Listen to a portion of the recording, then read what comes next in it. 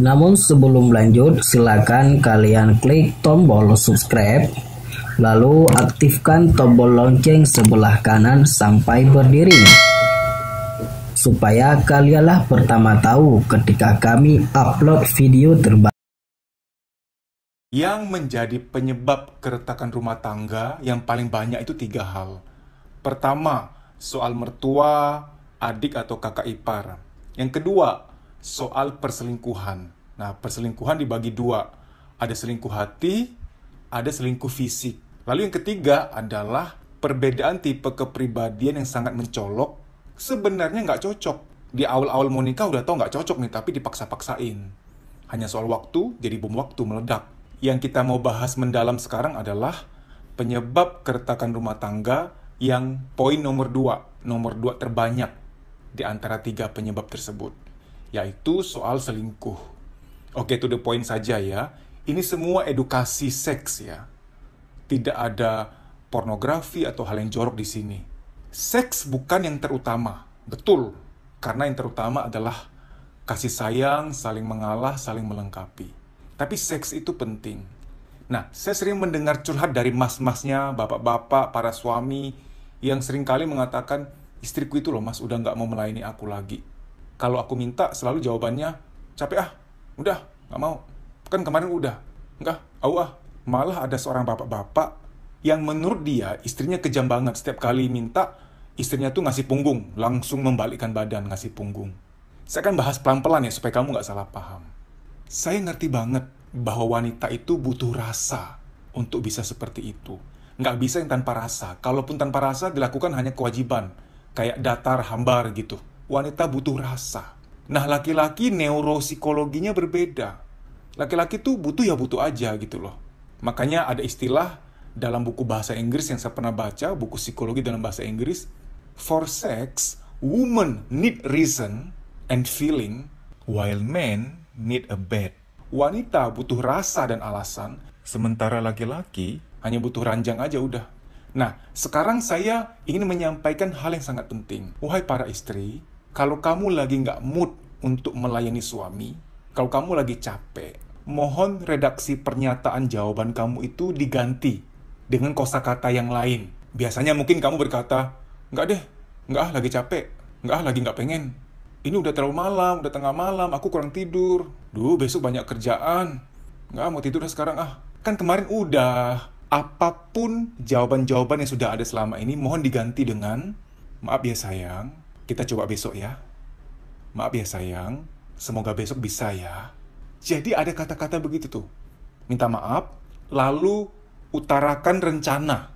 Karena dalam hal tertentu, sebagai penerima jawaban, sebagai penanti, sebagai pengharap, kita itu memang butuh bayangan, perkiraan, kapan kita akan mendapatkan. Nggak cuma soal ini ya, soal apapun juga, soal pekerjaan, soal pertemanan, ada hal-hal yang memang kita tuh butuh tahu kapan rencananya, supaya kita bisa tenang. Karena secara psikologis, laki-laki itu ketika istrinya menjawab, nggak mau capek nih, udah ngantuk, titik, tidak ada koma, nggak ada lanjutan. Laki-laki tuh jadi stres, aduh, dia ngebayangin, ini nggak jelas nih. Besok mungkin aku nggak dapat, lusa nggak dapat, mungkin sampai minggu depan aku nggak dapat seperti yang sudah-sudah. Dia stres gitu ngebayanginnya. Nah, stresnya ini, hati-hati. Ini bisa disetir oleh iblis yang akan menggoda dia dengan intimidasi-intimidasi. Tuh kan, istrimu udah nggak sayang sama kamu, dia mah nggak cinta sama kamu, dia udah berubah. Bahaya ini. Ini adalah celah untuk iblis menggoda untuk hal yang tidak-tidak. Saya ngerti, laki-laki harusnya kuat, harusnya mengayomi, harusnya jadi imam. Ngerti. Tapi wahai para wanita, tolong Anda juga mengerti bahwa laki-laki dengan segala kelebihan dan kekurangannya. Secara neurologi, laki-laki itu memang berbeda orientasinya soal seks dibanding wanita. Anda bisa ikut kajian-kajian yang lain. Pelajari ilmu neurologi soal orientasi seks pada laki-laki dan perempuan. Laki-laki itu beda. Di otaknya itu area yang berkenan dengan seks itu lebih lebar, lebih luas areanya dibanding pada wanita. Maka pada kenyataannya kalau kita lihat, laki-laki paling nggak tahan menduda. Paling menunda sekian bulan, sekian tahun udah yang dapat yang baru. Kalau wanita tahan banget jadi single mom. Oh tahan. Bisa sampai belasan tahun. Malah nih, ada banyak single mom yang betah sampai masa tua tidak mencari lagi suami baru pasca perceraian atau pasca ditinggalkan suaminya. Nah, ini fakta bahwa memang bagi wanita, kebanyakan, saya bicara kebanyakan wanita nggak terlalu nganggep seks itu hal yang gimana-gimana gitu loh. Ngerti nggak maksud saya? Nggak semua ya, saya tidak menggeneralisir. Bahwa wanita ada yang butuh banget, ada juga. Bahwa laki-laki ada yang nggak terlalu anggap itu penting, ada juga. Tapi saya bicara kebanyakan. Sama seperti gini, ada yang bilang, merokok nggak terlalu bahaya kok. Nih aku buktinya, aku ngerokok 1 hari 1 bungkus. Udah sekian belas tahun, nggak mati-mati juga tuh. Oh kamu jangan gara-gara dengar ada pendapat kayak begini terus, oh kalau gitu aku juga ngerokok, ngerokok yang banyak setiap hari. Toh ada orang yang ngerokoknya berat nggak mati-mati tuh. Kamu kalau mendengar opini ini, sesat kamu. Dia hanya segelintir orang, 0,00 sekian persen dari populasi yang ngerokok, yang masih sehat. Masa kita mau ikutin yang 0,001 sekian persen dari populasi yang ngerokok? Tahu-tahu ketika kamu ikutin dia, malah kamu ikut yang mayoritas yang ngerokok tuh serba penyakit, serba ini, serba itu. Kita bicara kebanyakan. Kebanyakan orang merokok itu mengganggu kesehatan. Baik kesehatan dirinya sendiri maupun kesehatan keluarganya sebagai passive smoker, perokok pasif. Yang asapnya dihirup oleh anak dan istrinya. Nah, kita bicara sekarang soal orientasi seks. Kita bicara kebanyakan juga. Kebanyakan perempuan tuh menganggap seks nggak terlalu gimana-gimana. Kalau ada rasa, hatinya tersentuh, ada bonding, ada ikatan, baru pengen. Kalau laki-laki, mau lagi good mood atau bad mood, ya butuh aja, gitu, beda. Nah, jadi, wahai para istri, ketika kamu lagi capek, kami hormati, kami berusaha ngerti. Ketika kamu lagi bad mood, kami paham kok. Lagi pula suamimu juga nggak mau kamu kelihatan terpaksa. Cuman begini, caranya itu loh, menyampaikan. Maaf ya sayang, maaf ya suamiku, kebetulan lagi capek banget, lagi ngantuk banget.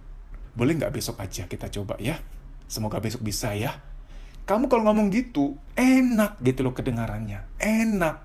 Apalagi kalau kamu berkenan berkata, sayang, suamiku, aku juga pengen kok. Cuman mohon maaf lagi capek, lagi ngantuk banget. Besok ya, semoga besok bisa ya. Wih, mantep banget kalau begini. Akan langgeng rumah tanggamu. Sekali lagi, marriage is not only about sex. Pernikahan tidak hanya soal seks, bukan. Seks bukan yang terpenting, bukan. Itu nomor sekian. Tapi itu juga penting. Itu bumbu-bumbu dalam pernikahan. Penting banget. Seorang pakar psikologi dari Amerika mengatakan, suami istri itu boleh berantem kayak apapun, tapi urusan ranjang harus tetap jalankan. Itu pengikatnya soalnya. Begitu suami istri bermasalah, berantem terus, cekcok terus, ditambah pisah ranjang pula, oh itu nyelamatinnya udah susah. Kenapa? Udahlah nggak akur, udahlah jarang ngomong, kalaupun ngomong berantem terus, ditambah nggak ada keintiman juga, seksnya nggak jalan juga, itu udah susah nolongnya. Karena nggak ada kemelekatan sama sekali, gitu. Video ini netral ya, saya tidak membela siapa-siapa. Ini di atas nih ada linknya nih. Ada video yang sudah saya buat dan sudah saya upload, yang judulnya hanya pria yang sudah menikah yang boleh nonton video ini. Oh di video itu, saya benar-benar memberi saran kepada laki-laki agar begini begitu, jangan egois dan lain sebagainya. Jadi adil gitu loh, ya. Bukan maunya laki-laki untuk punya hasrat tinggi. Itu memang secara neurologi, secara psikologis juga. Istri adalah untuk melengkapi. Tugas suami membimbing, mengayomi. Nah, ingat istri juga punya tugas. Tugas istri adalah mengademkan, melengkapi, mendukung, melayani. Jadi seimbang tuh. Suami menyayangi istri, istri menghormati suami. Saling melengkapi. Maka menikah itu adalah ibadah. Kenapa? Di situ saling melengkapi, saling melayani, saling menyayangi, ada kasih sayang, ada saling mengalah gitu. Kuncinya adalah saling. Ketika kamu sudah menyatakan baik-baik, sayang maaf ya, pengen sih aku sebenarnya, cuman lagi capek, lagi ngantuk, besok kita coba, semoga besok bisa ya. Lalu dia ngalah tuh, dia ngalah, besok dia kembali minta, usahakan berikan, karena kan saling tuh. Jadi dalam menikah itu, saling itu harus sif-sifan, gantian. Jangan yang ngalah dia terus, jangan yang ngalah kamu terus. Demikian ya. Semoga rumah tanggamu langgeng dan bahagia. Amin. Kamu bisa follow Instagram saya, deddysusanto.pj_official. Di story itu ada jadwal training, silahkan dicek. Kalau kotamu termasuk di jadwal, WA nama peserta ke nomor panitia tersebut di kota itu untuk mendaftar. Mas, aku nggak mau ikut training. Ya gimana dong? Kita kan mau membaik nih, mau meningkatkan kualitas hidup. Karena jangan-jangan luka-luka batin itulah yang membatasi, menghambat mental kita untuk maju. Sehingga mengalami yang namanya menunda pekerjaan, ragu ngambil keputusan, minder, mood swing, tidak sekreatif dulu lagi, negatif thinking, susah tidur, badan gampang capek, ada nyeri-nyeri nggak jelas di pundak, di perut, di dada, di kepala, dan lain-lain sebagainya, psikosomatik. Psikosomatik adalah, psiko itu jiwa, soma itu badan. Psikosomatik artinya, ada beban-beban di jiwa, baik yang terpendam maupun yang disadari, ketika secara akumulatif sudah penuh, dia nitip taruh beban di badan. Ada yang nitip taruh beban di kepala, jadilah migrain, rambut rontok, pelupa, insomnia, pikun dini, dan lain-lain sebagainya.